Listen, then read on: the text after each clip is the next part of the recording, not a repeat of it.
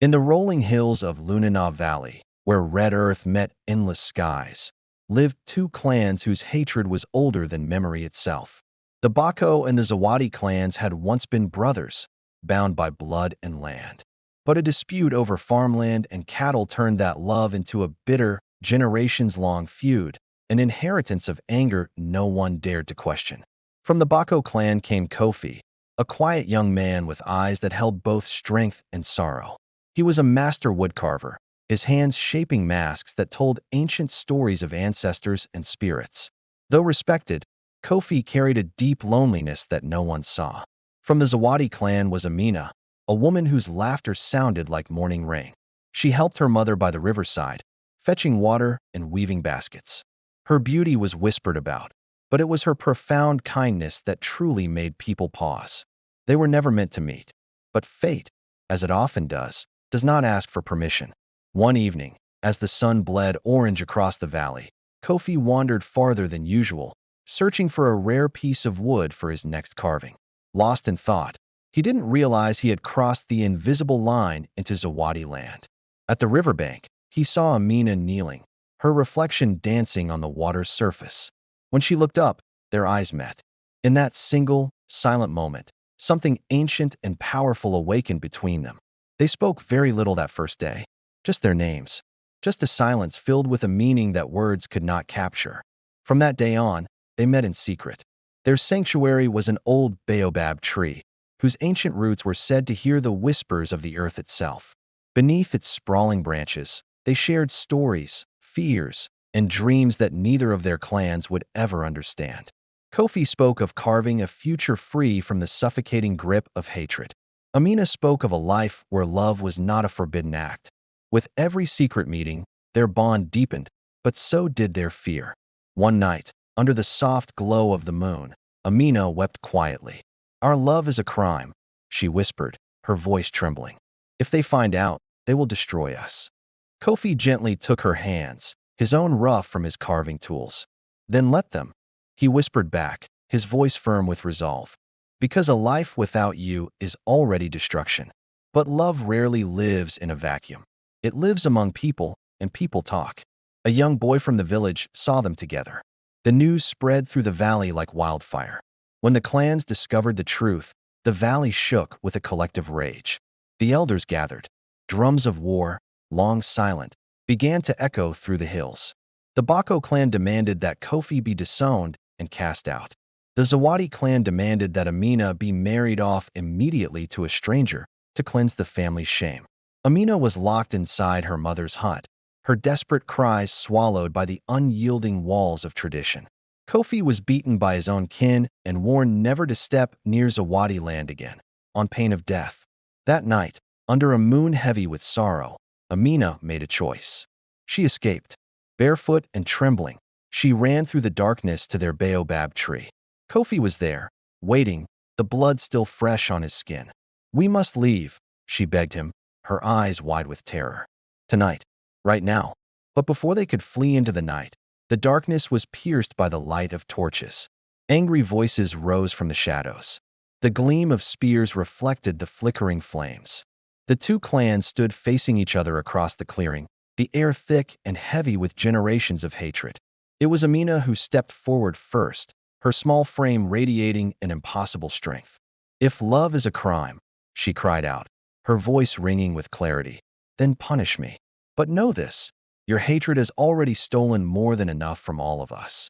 Kofi knelt beside her, his gaze sweeping over the furious faces.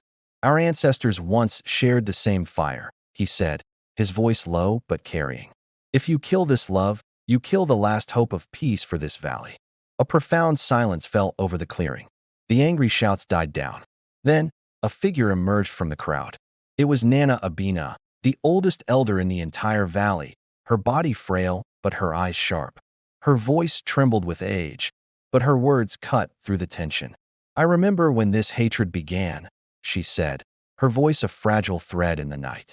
"I remember the blood we spilled, and I remember how nothing, absolutely nothing, healed because of it. Are we so eager to spill more?" Slowly, one by one, the torches were lowered. The drums of war fell silent. At dawn, a fragile, uncertain decision was made. The lovers would not be killed. Instead, they would be allowed to leave Lunanav Valley together. They would carry with them the blessings of both clans, and also their shame.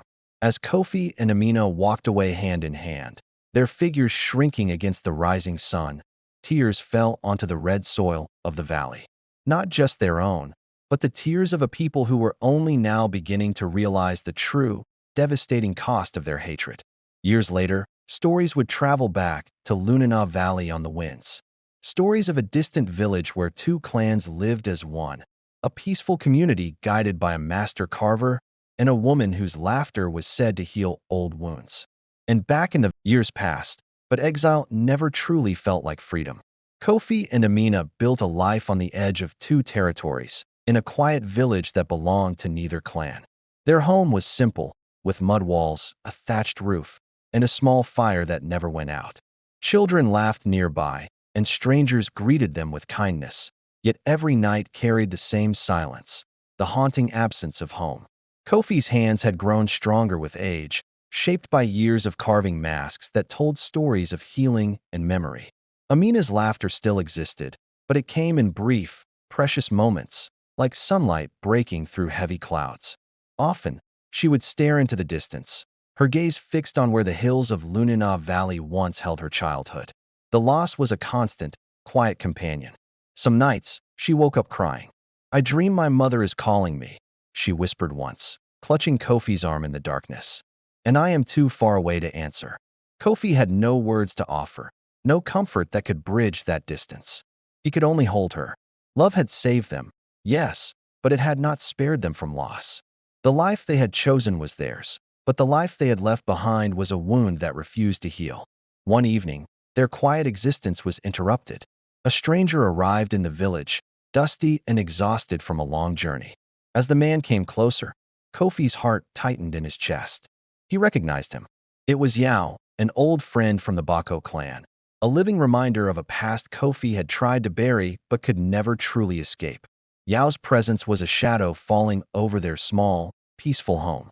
"The valley is breaking," Yao said, his voice quiet, heavy with sorrow. "The land is dry. The elders are gone.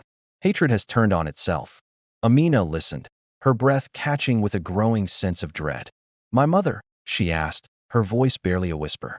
Yao lowered his eyes, unable to meet her gaze. "She is ill. She calls your name every morning." That night, Amina did not sleep. She sat by the dying embers of the fire until dawn painted the sky in shades of gray. Her heart was torn in two, caught between the life she had chosen with Kofi and the one she had been forced to leave behind. As the first light touched the world, she made her decision. "I must go back," she said, her voice firm, resolute. Kofi felt the old fear rise within him like a phantom, the memory of torches in the night, the roar of angry voices, the pain of exile. "They may still hate us," he warned, his voice laced with concern. "I know," Amina replied, her gaze unwavering. "But if I don't return, I will carry this guilt until my last breath. I cannot live with that." Kofi looked at the woman he had chosen over everything else, the woman for whom he had sacrificed his home, his family, his entire world. He saw the strength in her, the love, and the unbearable weight of her sorrow. Slowly he nodded. "Then we go together." When they returned to Lunanav Valley, the land itself seemed weary. The once fertile soil was cracked and thirsty. The vibrant river had shrunk to a shallow stream. The people they passed looked at them with a mixture of suspicion, anger, and in some eyes, a flicker of shame. Whispers followed them like ghosts through the village streets. "The cursed lovers, the ones who abandoned us, the cause of our suffering." But Amina didn't falter. She went straight to her mother's hut, her heart pounding with every step. The old woman lay weak and frail, her breath shallow. When she opened her eyes and saw Amina standing there, tears slid down her wrinkled face. "My child," she whispered, her voice a fragile thread. Amina fell to her knees, clutching her mother's thin hands.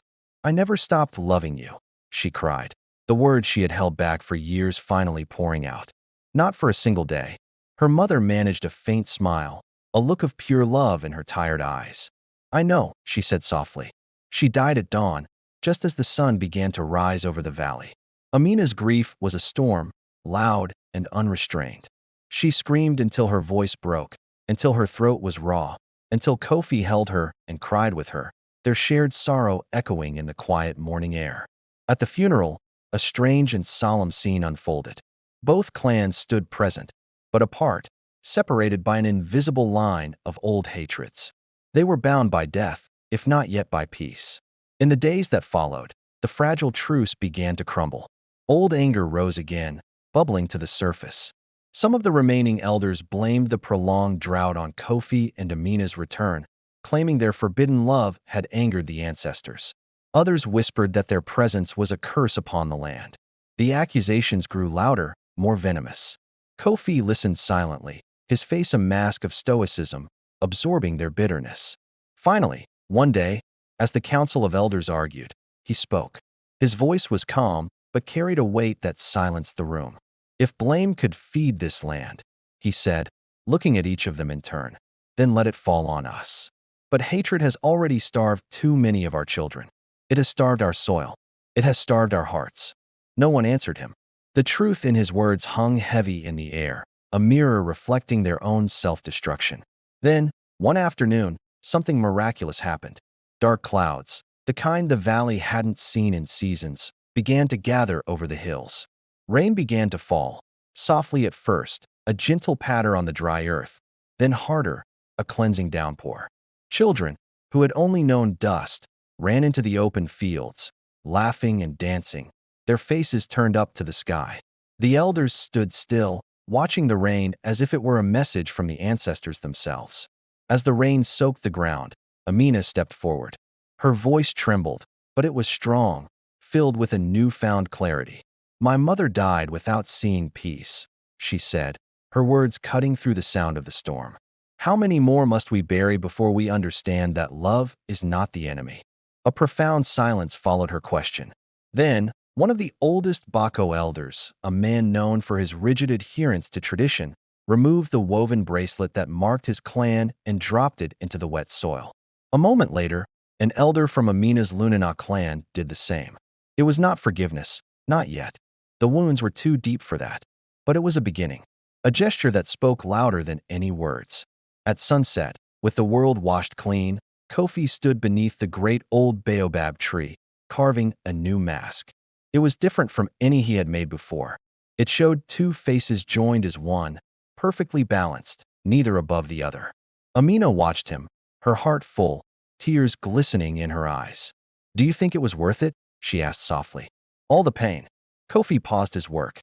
He looked out at the land, now dark and rich with rain, and at the two clan bracelets lying together in the mud. "Ask the earth," he said softly.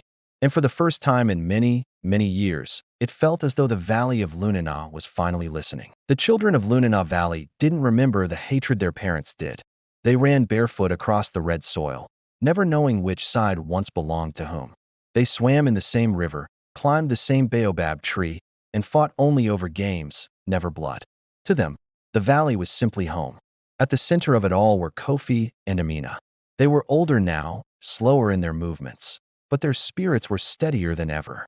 Time had softened the sharp edges of their pain, leaving behind scars that no longer bled. They had 3 children. Nia, the eldest, carried her mother's quiet strength. She listened more than she spoke, often sitting with the elders, asking questions no one had ever dared to ask before. Kwame, the second, had his father's hands. He carved small figures from fallen branches, shaping stories, unknowingly continuing a legacy.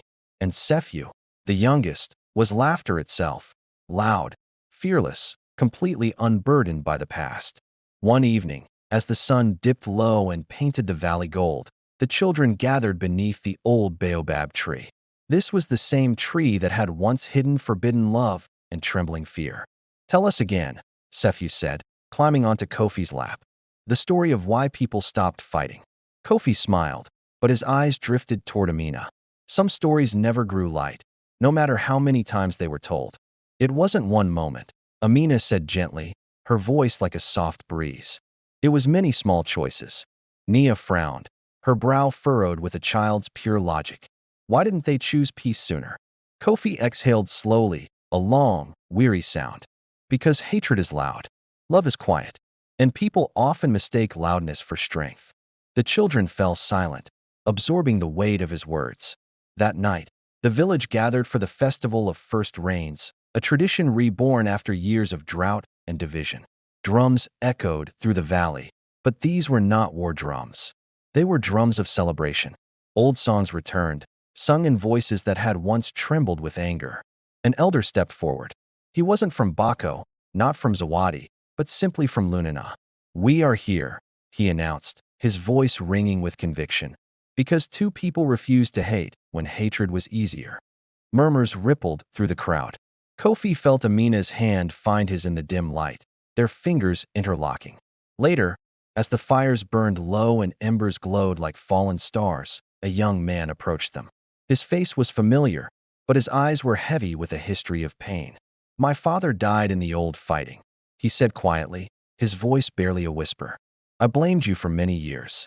Amina's breath caught in her throat. The man continued, "But my son plays with yours, and he does not know that pain." He paused, looking from Kofi to Amina. "For that, thank you." When he walked away, disappearing into the night, Amina finally let herself cry. The tears weren't from grief, but from a profound release, like a dam breaking after holding back a river for a lifetime. Years passed again. The baobab tree grew thicker, its roots twisting deeper into the earth, anchoring it to the land. Beneath its sprawling branches, Kwame carved a large wooden sculpture. It showed two figures standing back to back, holding a single child between them. "What does it mean?" someone asked, watching him work. Kwame answered without hesitation, his voice clear and sure. "It means the future stands on what we choose to carry and what we choose to lay down." When Kofi grew ill, the valley came together as one. People from both former clans brought food, medicine, and stories to share. Amina sat beside him through the long nights, holding the same hands that had once been beaten for loving her. "Did we do enough?" Kofi asked weakly one night, his voice a fragile thread in the darkness. Amina pressed her forehead to his. "Look outside," she whispered. He did. Children from every family, Bako and Zawadi alike, were laughing together under the moonlight, their silhouettes dancing in the pale glow. Kofi smiled, a peaceful, contented smile. When he died, he was buried beneath the baobab tree. He wasn't buried as a man of the Bako clan, but as a son of Lunana Valley. At the funeral, Nia stepped forward. Her voice was steady, despite the tears shining in her eyes. "My father taught us that peace is not inherited," she said, addressing the entire valley. "It is built, every day, with every choice we make." Amina watched her daughter, so full of strength and wisdom, and felt something settle in her chest at last. Love had crossed the clan, and it had stayed. Years later, travelers passing through Lunana Valley would often ask how peace came to a place once torn apart by hatred. The elders would simply point to the children playing freely in the fields. "It began with two people," they would say, "who loved when they were told not to." And beneath the ancient baobab tree, the earth held their story, not as a tragedy, but as a foundation. It was the story of how quiet love, over time, became louder than hate. Thank you so much for watching. If this story moved you, please consider liking and subscribing for more tales of hope and humanity. See you next time.